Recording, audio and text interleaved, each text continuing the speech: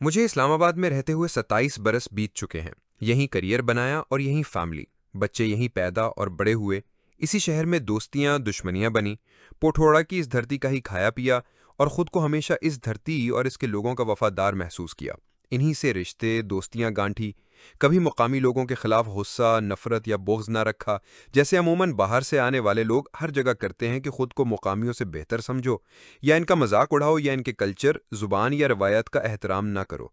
अक्सर लोग एहसास बर्तरी का शिकार हो जाते हैं क्योंकि फितरतन बाहर से आने वाला ज़्यादा मेहनती और होशियार होता है, क्योंकि उसके पास मेहनत के अलावा और कोई चांस नहीं होता। अगर वो मेहनत नहीं करेगा तो वो भूखा मरेगा और फिर वापस अपने गांव चला जाएगा। लिहाजा वो हर किस्म का काम कर लेगा और खूब दिल लगाकर करेगा ताकि जल्दी वो कामयाब हो जाए। कामयाब होकर अक्सर वो मकामी लोगों को नालायक और निकम्मा समझकर इनकी इज्जत नहीं करता। वो समझते हैं कि वो नालायक हैं। अगर वो किसी अहम ओहदे या कामयाब कारोबार का मालिक बन गया है तो अब उसे सब लोग नालायक और निकट्ठू लगते हैं।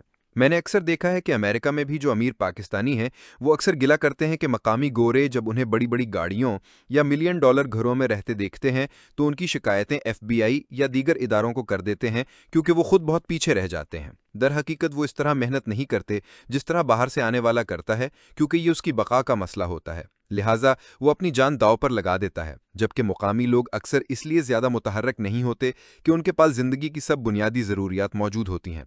वो सेटल्ड होते हैं, लिहाजा वो वैसी मेहनत की ज़रूरत महसूस नहीं करते जैसी बाहर से आने वाले करते हैं, या वो अपने हिस्से की मेहनत बहुत पहले कर चुके होते हैं और अब एक मखसूस मकाम पर पहुंचकर कुछ मुतमैन होते हैं और ज़िंदगी का पहिया चला रहे होते हैं।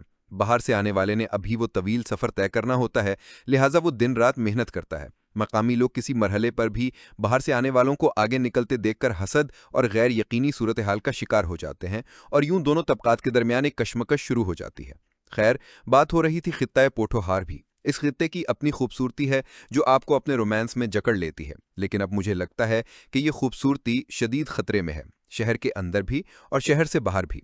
अगर आप शहर से बाहर की खूबसूरती बर्बाद होने की तफसील जानने की कोशिश करें तो अंदाज़ा होगा कि आप इस्लामाबाद से बरास्ता मोटरवे लाहौर की तरफ जाएं तो मालूम होगा कि इन चंद बरसों में वहाँ क्या तबाही मच गई है। आपको हर तरफ रिहायशी स्कीमें ही नजर आती हैं। लोगों ने प्लॉट लेके रखे हैं कि किसी दिन रेट अच्छा मिलेगा तो बेचकर माल कमाएंगे। कुछ ने वहाँ रिहायशी कॉलोनियां बना ली हैं, बड़ी बड़ी इमारतें बन गई हैं।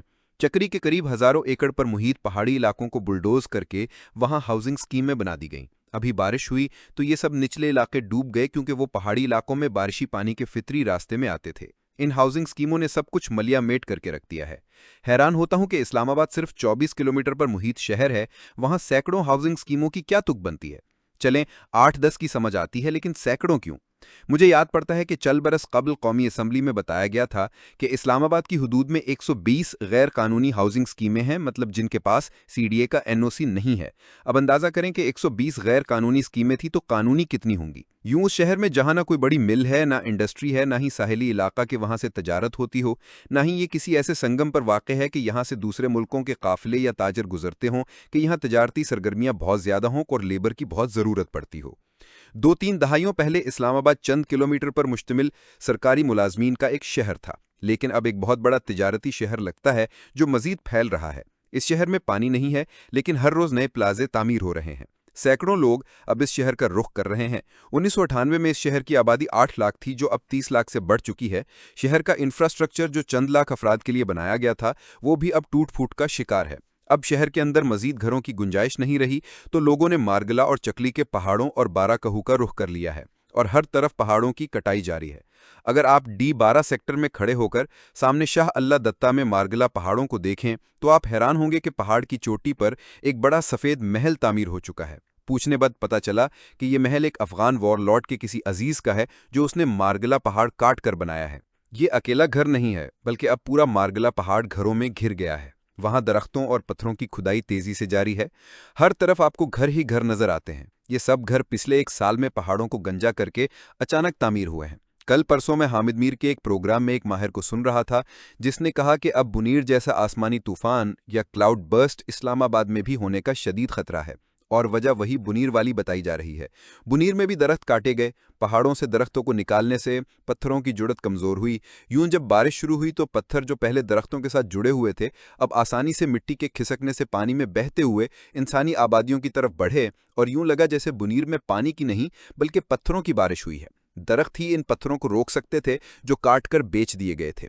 اب ماہرین کہہ رہے ہیں کہ جس طرح اسلام آباد کے گرد و نواح میں پہاڑوں کو گنجا کیا جا رہا ہے، ان کی کرشنگ کی جا رہی ہے، درخت کاٹے جا رہے ہیں اور مارگلا پہاڑوں پر گھر تعمیر ہو رہے ہیں اور متعلقہ افسران سکون سے سو رہے ہیں، یہاں بھی اب خطرات بڑھ گئے ہیں کہ بنیر جیسی خطرناک صورتحال اسلام آباد میں بھی پیش آ سکتی ہے۔ درختوں کے مسلسل کٹاؤ کی صورت میں مارگلا اگر خدا نخواستہ کسی کلاؤڈ برسٹ کو برداشت نہ کر سکا تو پورے شہر کو اس طرح پتھروں اور کیچڑ سے بھر دے گا جیسا کہ بنیر میں ہوا ہے۔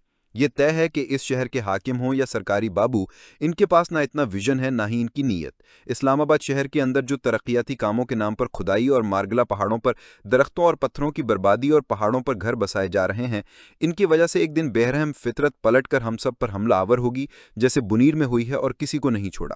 قدرت کے ساتھ چھیڑ خانی سب کو مہنگی پڑنے والی ہے، کیونکہ قدرت اپنا انتقام کبھی نہیں بھولتی۔